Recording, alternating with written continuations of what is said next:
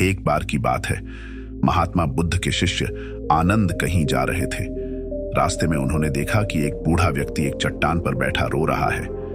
वे उसके पास गए और बोले, क्या बात है वत्स, तुम कौन हो और क्यों रो रहे हो? आनंद की बात सुनकर उस व्यक्ति की सिसकियां थम गईं।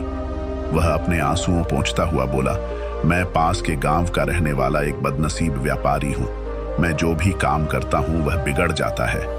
व्यापार के चक्कर में मैंने अपनी पत्नी के गहने गंवा दिए, मैंने अपने परिवार को भी खो दिया, यहां तक कि मेरा घर भी गिरवी पड़ा है। मुझे तो लगता है कि मैं किसी काम का नहीं हूं, मेरी किस्मत ही खराब है।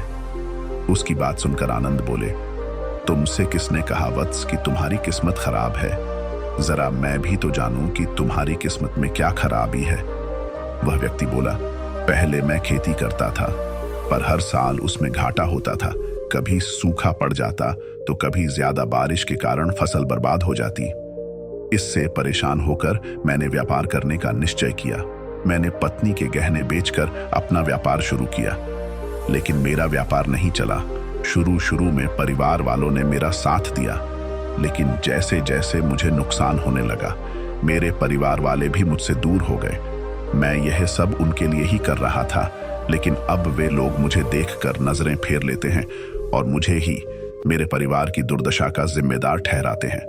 उस व्यक्ति ने एक लंबी सी सांस ली और फिर बोला, मेरा एक मित्र है, उसने भी मेरे साथ अपना व्यापार शुरू किया था।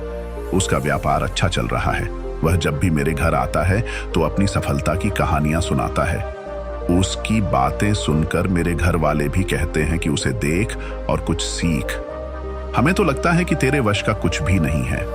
उन लोगों की बातें सुन सुनकर अब तो मुझे भी लगने लगा है कि शायद मेरे वश का कुछ भी नहीं है।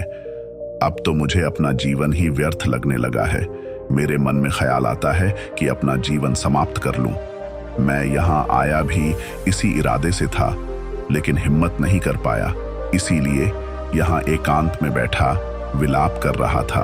आनंद बोले, ओह, तो ये बात है। वैसे क्या तुम इसके अलावा कुछ और भी कहना चाहते हो?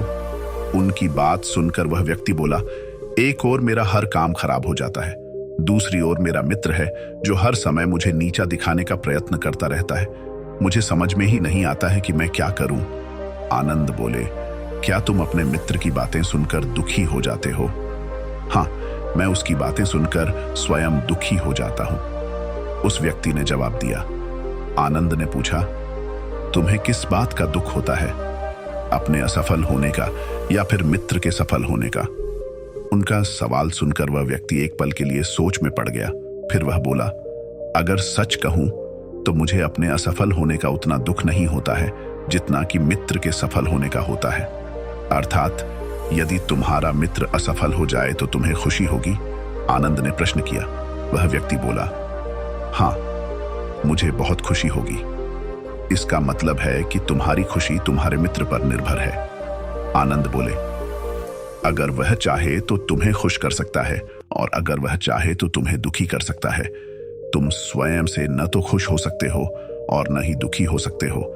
अर्थात तुम अपने मित्र के गुलाम हो गए हो, इसलिए तुम्हारा कुछ नहीं हो सकता। ऐसा न कहें महात्मन, उस व्यक्ति ने हाथ जोड़ दिए। आपकी बातें सुनकर मुझे कुछ आशा बंध रही है। आनंद बोले, जब हम किसी से आशा बांध लेते हैं तो उस पर निर्भर हो जाते हैं। ऐसे में हमारी खुशी और दुख भी उस पर निर्भर करने लगता है। इससे बेहतर है कि तुम अपने आप से आशा बांधो। जब तुम ऐसा करोगे, साथ ही पूरे जतन से काम करोगे, तो तुम्हें सफलता अवश्य प्राप्त होगी। कहते हुए आनंद ने एक पल के लिए उस व्यक्ति की ओर देखा, फिर अपनी बात आगे बढ़ाई। तुम्हें लगता है कि तुम्हारा मित्र तुम्हें दुखी करने आता है, पर अगर विचार करो तो वह बातें तो सच्ची ही कहता है। वह अपने संघर्ष और अनुभव की बातें बताता है। तुम उन बातों से बहुत कुछ सीख सकते हो। तुम्हें इसके लिए उसका धन्यवाद करना चाहिए कि तुम्हें घर बैठे कुछ अनुभव मिल रहे हैं। तुम उन अनुभवों का लाभ उठाओ, नई शुरुआत करो, कर्म करते जाओ। हार मत मानो, एक दिन तुम्हें सफलता अवश्य मिलेगी। आज तुम जिसे अपना बुरा वक्त या बुरी किस्मत कह रहे हो, एक दिन यह बदल जाएगी। इसी के साथ तुम्हारे विचार भी बदल जाएंगे। और देखना, जब तुम्हारा अच्छा वक्त शुरू होगा तब तुम्हारा मित्र भी तुम्हें अपनी सफलताओं की कहानियां नहीं सुनाएगा, तब वह अपनी असफलताओं की बातें बताएगा ताकि तुम उसकी बातें सुनकर भ्रमित हो जाओ, तुम्हारा आत्मविश्वास हिल जाए और तुम गलत निर्णय ले सको। लेकिन उस समय भी तुम्हें अपनी बुद्धि का प्रयोग करना होगा। तुम्हारा मित्र जैसे आज तुम्हें दुखी करने आता है, उसी तरह उस समय भी वह तुम्हें दुखी करने आएगा, क्योंकि जिस तरह उसे दुखी देखकर तुम्हें मजा आता है, उसी तरह उसे भी तुम्हें दुखी देखने में उतना ही मजा आता है। वह व्यक्ति बोला, आपने सही कहा, लेकिन मेरा सबसे बड़ा दुख यह है कि मेरे परिवार के लोग भी इसमें शामिल हैं। वास्तव में मैं तो अपने परिवार के लिए अच्छा करना चाहता था, लेकिन वे लोग भी मेरी बात नहीं समझते हैं। वे भी मुझे गलत कहते हैं और अब तो वे मेरे साथ भी नहीं हैं। आनंद बोले, मैं सब समझ गया। तुम सांत्वना चाहते हो। वास्तव में इस दुनिया में सभी लोग सांत्वना ही चाहते हैं। हम चाहते हैं कि हम जब भी कुछ करें तो लोग हमारी प्रशंसा करें, लेकिन आमतौर से ऐसा नहीं होता है, इसलिए हम दुखी हो जाते हैं। हमें लगता है कि हमारे मित्र, परिवार वाले सब मतलबी हैं। लेकिन तुम अगर किसी को अपना परिवार मानते हो और उसके लिए कुछ करना भी चाहते हो, तो तुम्हें ऐसा क्यों लगता है कि तुम दूसरों के लिए कुछ कर रहे हो? वास्तव में तुम अपनी खुशी के लिए कर रहे हो। इसलिए परिवार के लिए कुछ करना वास्तव में अपने लिए ही करना होता है। लेकिन अगर ऐसा करते समय तुम्हें लगता है कि तुम दूसरों के लिए कर रहे हो, तो तुम दुखी रहोगे। और अगर तुम्हें लगता है कि तुम अपने लिए कर रहे हो, तो तुम खुश रहोगे, क्योंकि जब तुम अपने लिए कुछ अच्छा करते हो या करना चाहते हो, तब तुम्हें सांत्वना की जरूरत नहीं पड़ती है। आनंद की बातें सुनकर उस व्यक्ति के चेहरे के भाव बदल गए। वह बोला, आप सही कह रहे हैं, मैं समझ गया हूं। अब तक मेरी किस्मत खराब इसलिए थी क्योंकि वह दूसरों के हाथ में थी।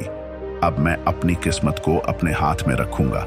मैं फिर से प्रयत्न करूंगा, पूरे मन से काम करूंगा, और जब तक सफलता नहीं मिल जाती, चैन से नहीं बैठूंगा। उस व्यक्ति की बात सुनकर आनंद मुस्कुराए और उसे एक छोटी सी डिबिया देते हुए बोले, इस डिबिया को हमेशा अपने पास रखना। इसमें एक ऐसा राज्य है जो तुम्हें बड़े से बड़े दुख से भी बाहर निकाल लेगा।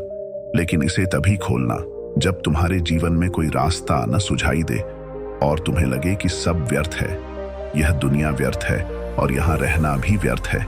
उस व्यक्ति ने आनंद को धन्यवाद दिया और डिबिया को लेकर चला गया। उसने नए उत्साह के साथ फिर से अपना व्यापार आरंभ किया। उसका व्यापार चल निकला। अपनी मेहनत और लगन के बल पर वह एक बड़ा व्यापारी बन गया।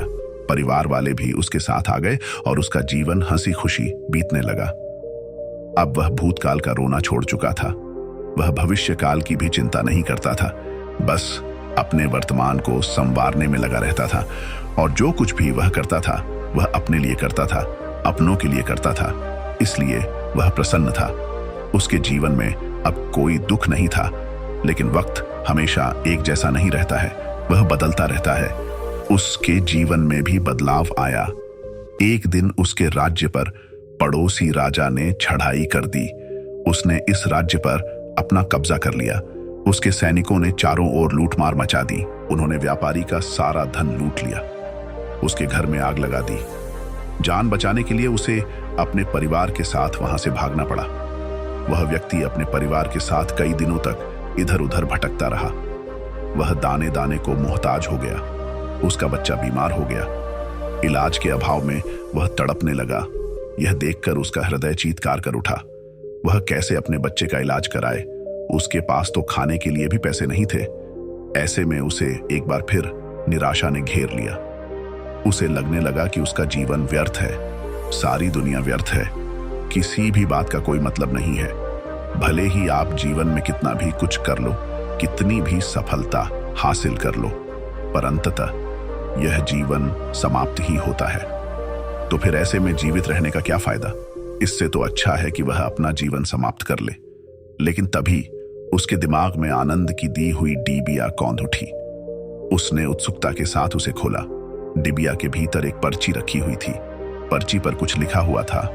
उसे पढ़कर उसकी आंखों के आगे छाया निराशा का अंधेरा छंट गया और वह मुस्कुरा पड़ा।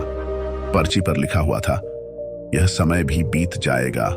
उसने डिबिया को अपनी मुट्ठी में दबा लिया और एक नई शुरुआत के लिए उठ खड़ा हुआ। दोस्तों, अगर आप भी ऐसी ही परिस्थिति से गुजर रहे हैं तो निराश न हो। अपने अतीत पर शोक मत करें, न ही भविष्य की चिंता करें। अपने वर्तमान को जिएं और उसे बेहतर बनाने के लिए सच्चे मन से प्रयत्न करें। यकीन जाने, जल्दी ही आपकी किस्मत भी बदलने वाली है।